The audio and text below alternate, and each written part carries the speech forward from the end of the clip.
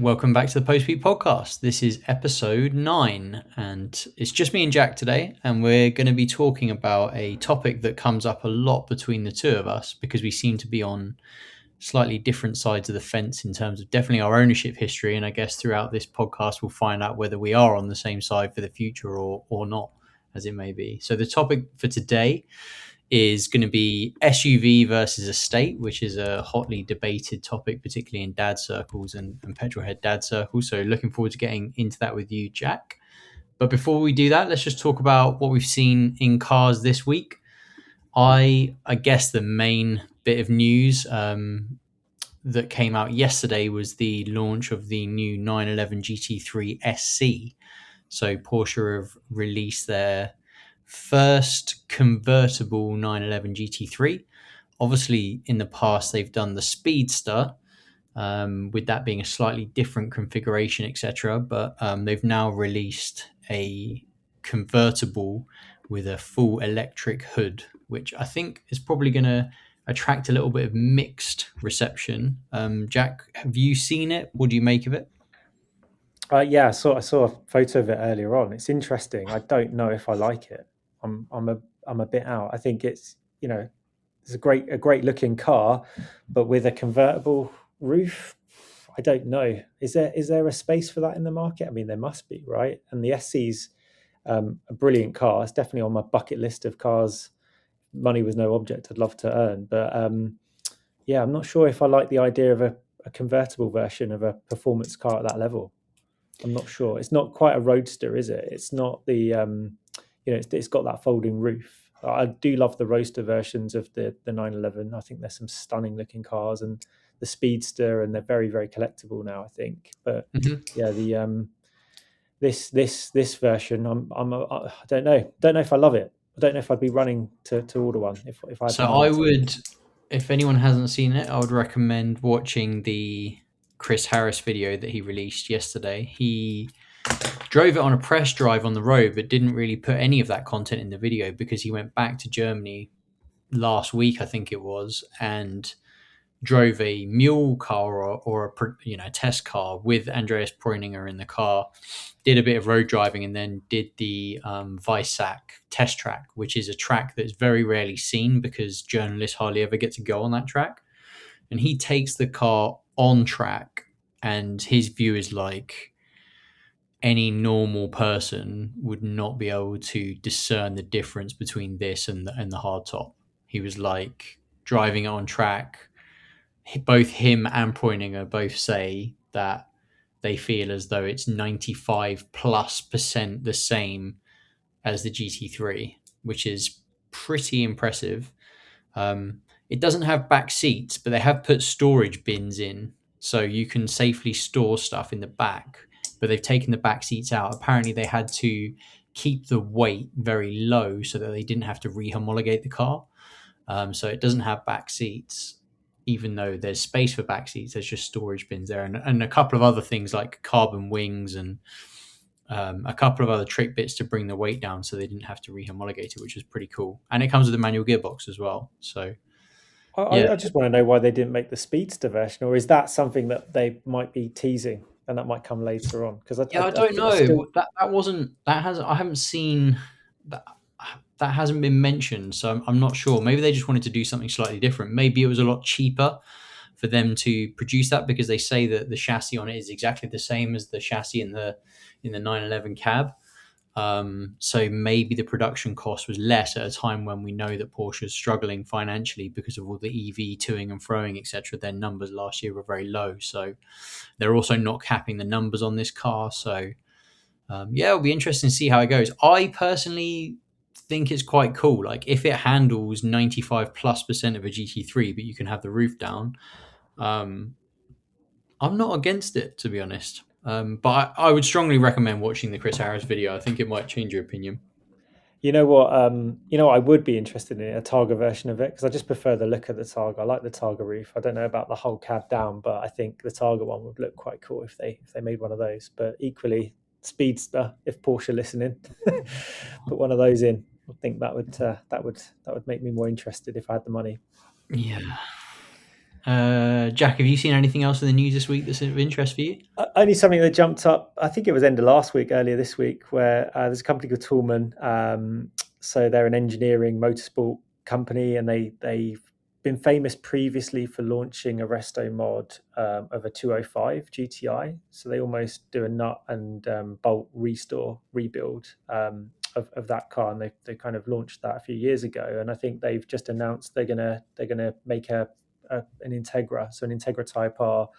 Don't know the actual model, but it's that sort of late 90s, 1998, 1999 look with the small circular headlights in the front. Yeah.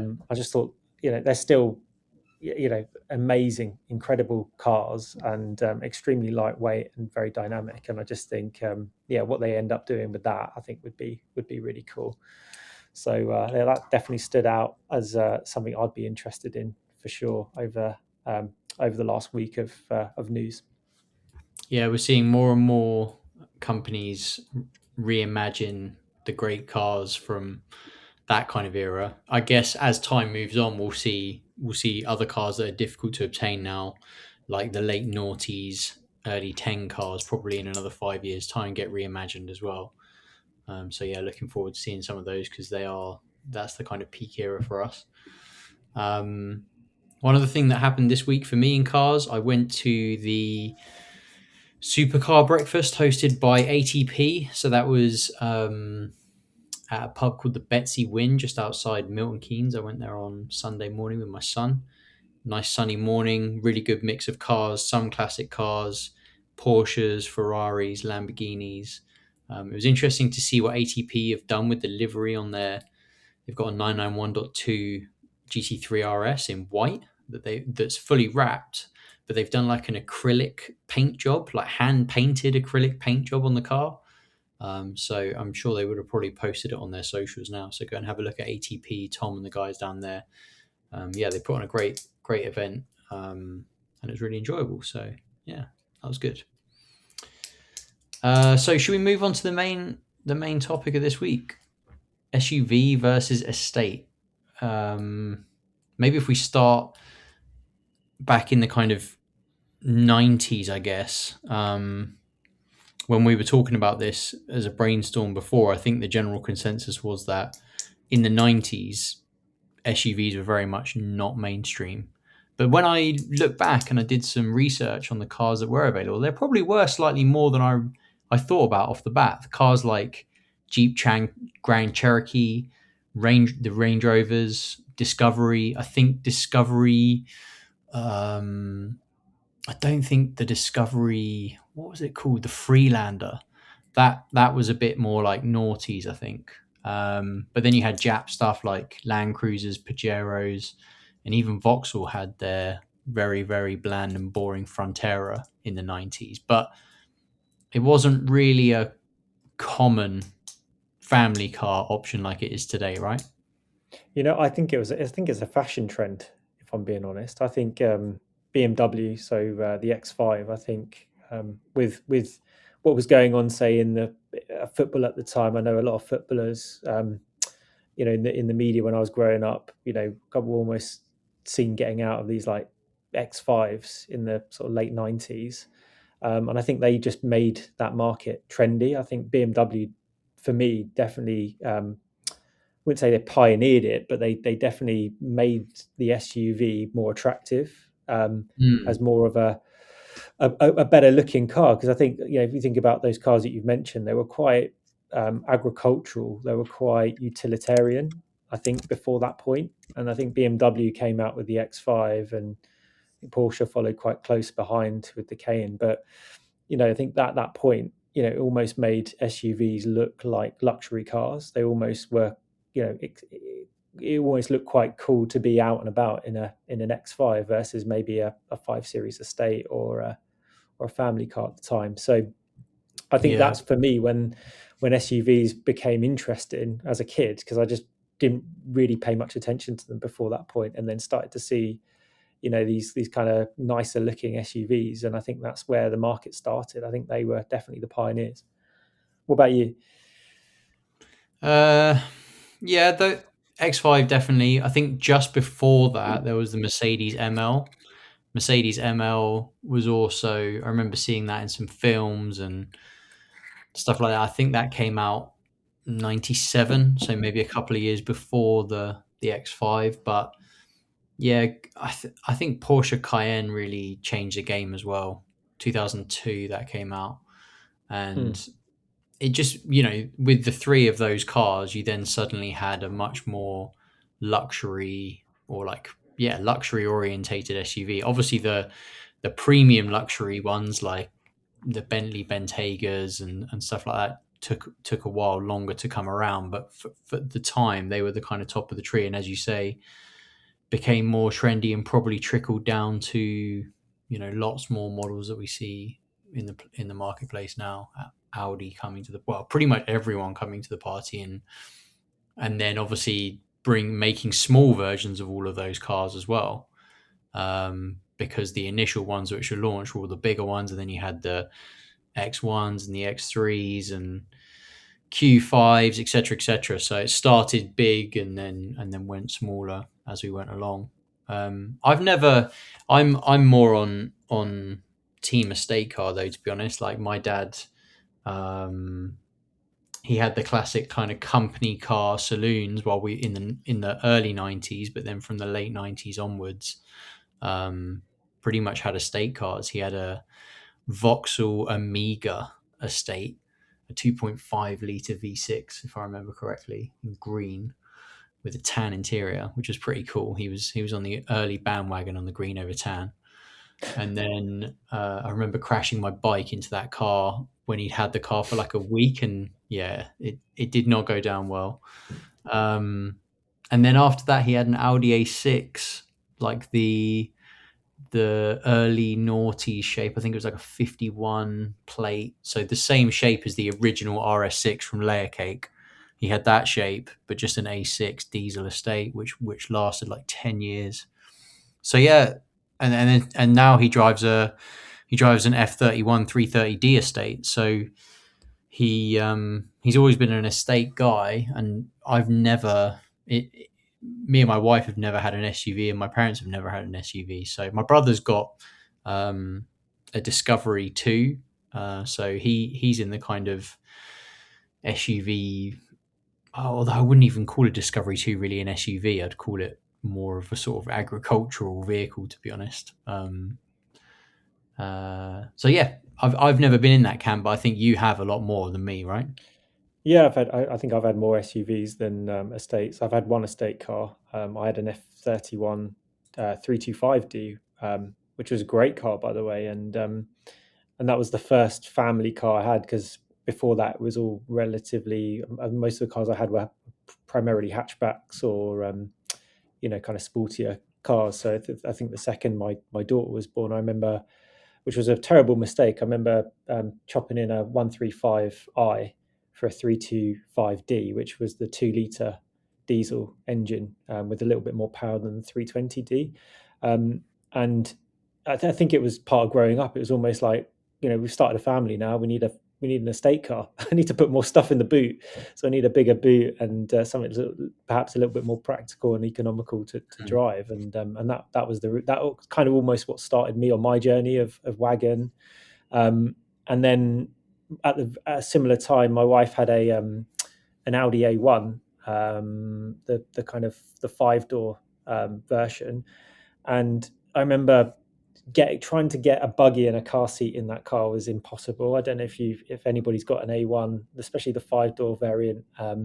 You can't get a kid's car seat through the back door. The back doors are so small; they're almost made for little people. If you're kind of 5.5 foot or above, you're going to struggle to get into the back of those a lot of the time. You have to really crouch down to get in there. And then the boot again is almost. I had a Mini before that as well, and the boot's not really that much bigger than a kind of a BMW Mini boot. So to get a buggy and a car seat in the back was near impossible. So we actually went out and bought an X3 at the time, X3 2 litre diesel for her, and that became the primary family car alongside Mm. the estate car. And it was great. We had two very practical cars, but I think the more she drove that, the more she liked the driving position of being higher up. Perhaps there's Yeah. a feeling of safety in maybe an SUV. But I personally quite like the driving position when you're not dynamically driving, when you're driving, you know, in kind of a, you know, on a road when it's just you in the car, when you're in traffic and you're out with your family. It's quite nice being slightly higher up because you can kind of see a bit further down the road. You can see over the hedgerows.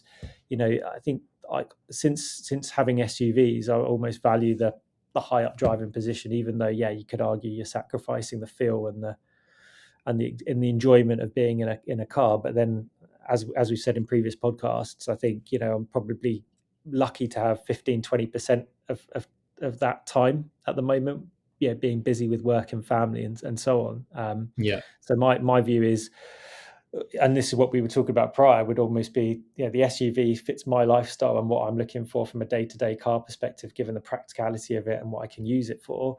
And then almost having this crazy like weekend sports car that would almost be a, you know, like a Porsche, a 911 or a Cayman or something like that I could almost take out on my own on the weekend.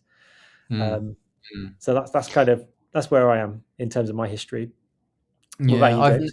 as I say, I've never owned an SUV, so I can't really vouch for that kind of heightened driving position. I find it weird when I get in SUVs, which is quite rare, but when I get in them, I feel unstable. I feel like I'm too high up, that my center of gravity is too high up, and I just feel not that I'm going to topple over, but I definitely have a sense of I feel like I'm sitting a little bit too high.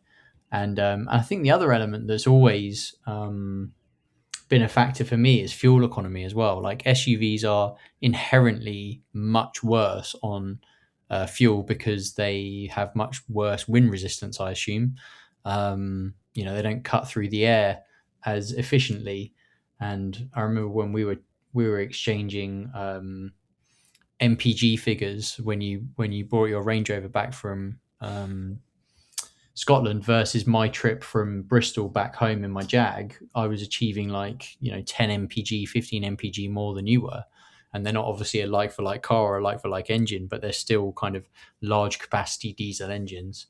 So yeah, that's always been a bit of a factor for me as well about people driving SUVs. And I personally, most of the time, feel as though they're a little bit unnecessary, but it's probably difficult for me to say that wholeheartedly because I haven't really spent an extended period of time with one. So, um, yeah, maybe I should give one a go. But to be honest, in the near term, I can't really see myself getting one. I did look into getting a Range Rover as my kind of winter runaround cheap car, but the right Jaguar just XF came up, and that's why I bought that car. Would I consider one in the future? Possibly. Would I consider one as like our main family car instead of the M340D?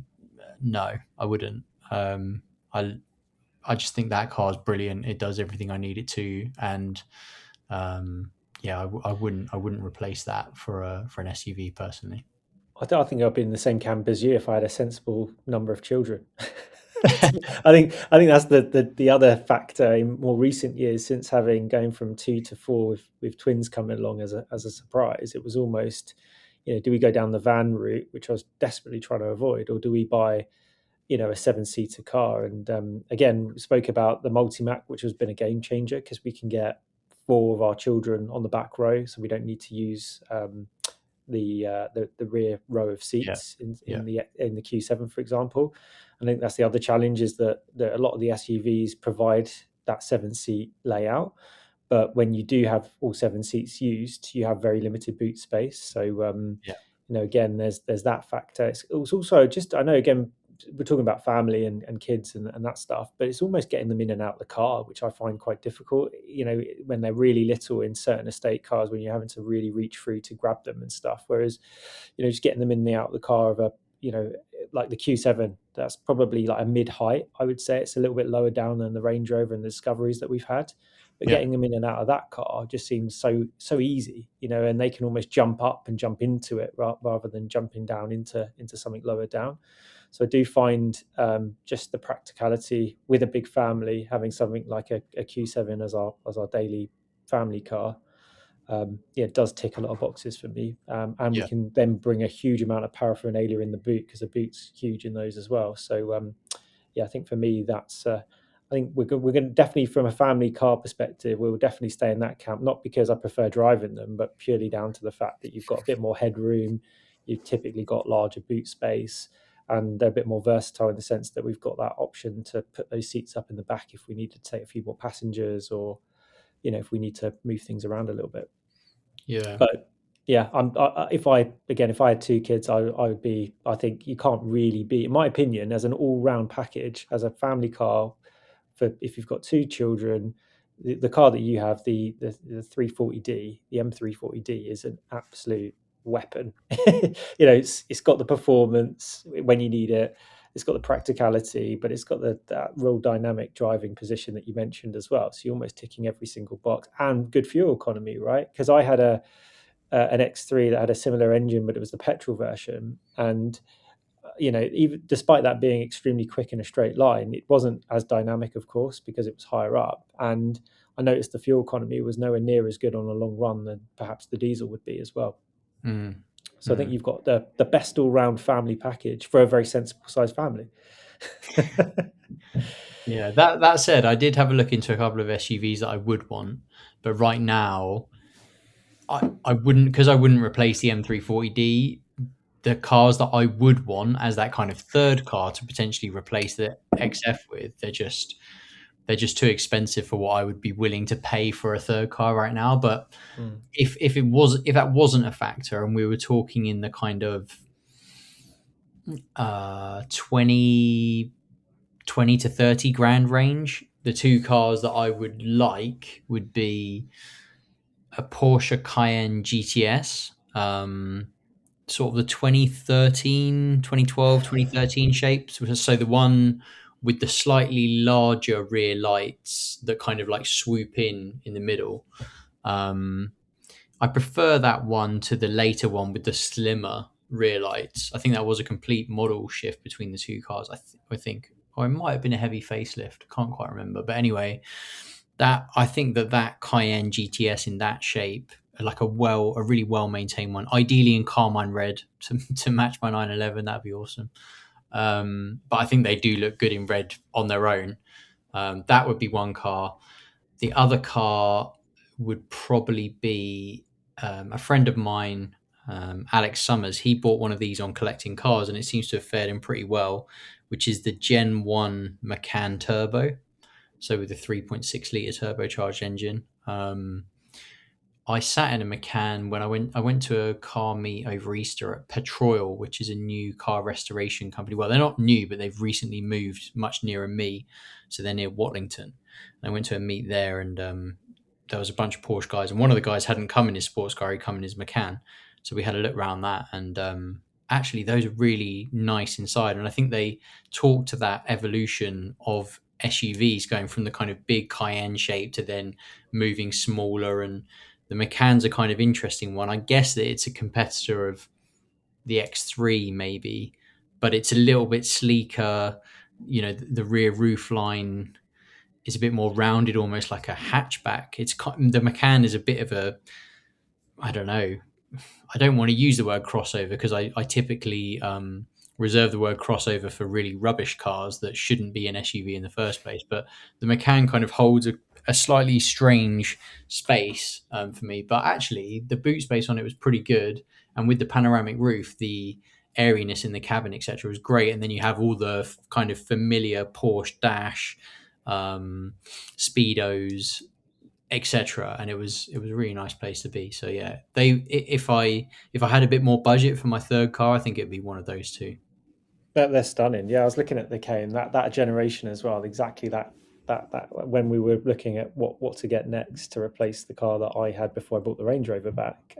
Yeah. So yeah, that's definitely up there. I think they're really interesting. But yeah, the Macan, I think the second they came out as well, I don't think they've got back to that. Still probably one of the best looking SUVs there is in the market right now. It's something to do with the taillight design on it when it first came out, and the front end of it. I just think, and the size, as you said, it's not I almost felt that I've owned two X3s of the F series and the G series, and they're almost quite narrow, quite upright looking cars. They Yeah. almost look like a mini version of an X5. Yeah. Whereas the Macan, is feels wider, or certainly looks wider. It's a bit Almost has more a lot squat. more. Yeah, Yeah. it has a lot more road presence for sure. It has a lower roof line, and I think some of the design language is even filtered down into some of these kind of hybrid SUVs where they're almost like coupes. I think Mercedes have got a few now.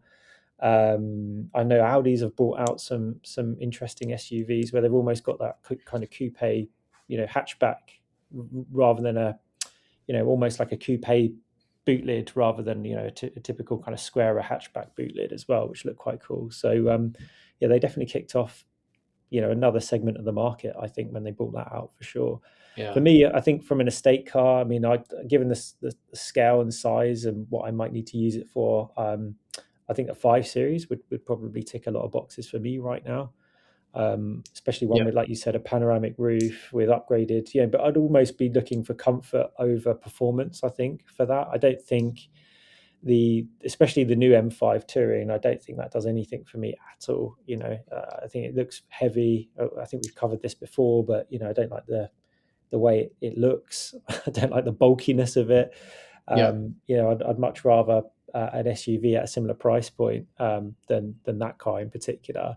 Which However, five I series do. would you have? Would you have F, G, pre facelift, post facelift? I would go earlier. I think for me it would be a V10, but then that almost takes out the practicality a little bit because of the maintenance and the running costs of that car. Oh And yeah. that's a future classic in my opinion as well. So Mm, yeah, I think for me it probably have to be the if it was an everyday car, it'd probably be an early G series, so maybe a 2017, 2018 mm. model. And 330D. a D at that as well, 3 liter diesel. Um, and but then if I had a smaller family, like I said a minute ago, I'd probably be looking at that 340D as an all rounder package. I think they are great cars.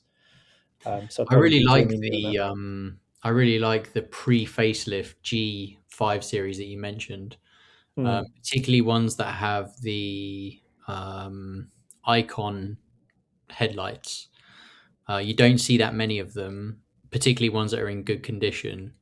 And I think that with the facelift of that G car, they just made it a bit squarer. The backlights are all kind of smoked with some sort of Lexus style rear light going on.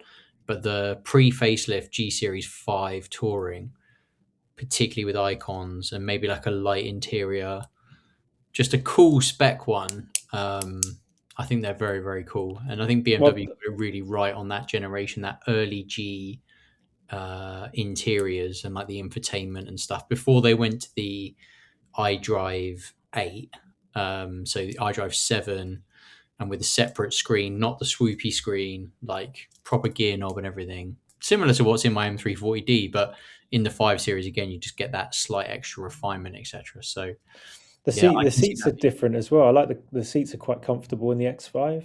I've driven a few of them, and especially on journeys as well. There's just a comfort level to the X5. Sorry, the 5 Series Mm, that I think you don't get in the 3 Series, which yeah, I really like. So maybe for distance driving, that would be a pretty good package. As I said, with the icons, I actually found one online for sale on Auto Trader. I think it'd done about 80,000 miles, which I guess for a 3 litre is not that much. Done 80,000 miles. It had the icons. It had a pan roof. It was black, nice wheels. Looked like it'd been well looked after and well maintained. And that was a tad under £20,000, about 19,950 pounds. And I just thought, for that money, that's a huge amount of. That's a lot of car. It's still relatively modern looking. I don't think they've aged particularly bad. So I think as a package, that's pretty good value for 20 grand, in my opinion. So I'd probably be yeah, looking at something like that personally. yeah. I think I think we might have mentioned this before, but the other car that exists, but I don't believe exists in the UK, is the Alpina D5 in that G body shape.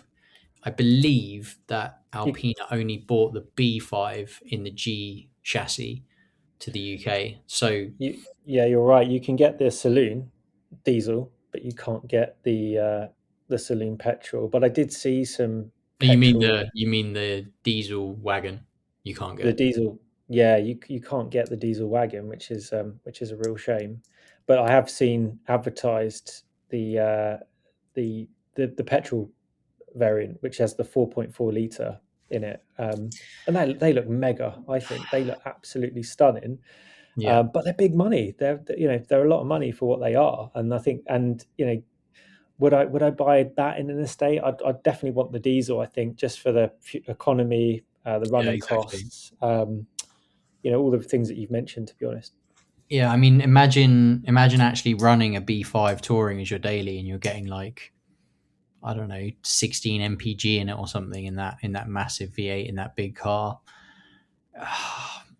A big car like that, I'm just about happy to do that kind of mileage in the 911 mpg, but I wouldn't be in my daily car that I'm running around. But obviously there's levels, and some people just don't care how much fuel they're putting in a car, right? But it would have to be they a diesel for me for a car like that, and that's why I bought the 340D, because there was no 550D. Again, in Europe, you can buy a 550D, which would be incredible. And I probably would have gone for that over the M340D. But for me, the 530D wasn't quite hot enough, which is why the M340D won for me. So there and we go. you can get the saloon version of that, can't you? You can buy the 550D saloon in the UK because I've seen a few of those advertised, and they're quite rare. They're nice looking, um, and they're very powerful, right? So you I almost think you can get the 550i. You can't get the the eye. 550D in the UK. Yeah, you can Yeah, get the you're right.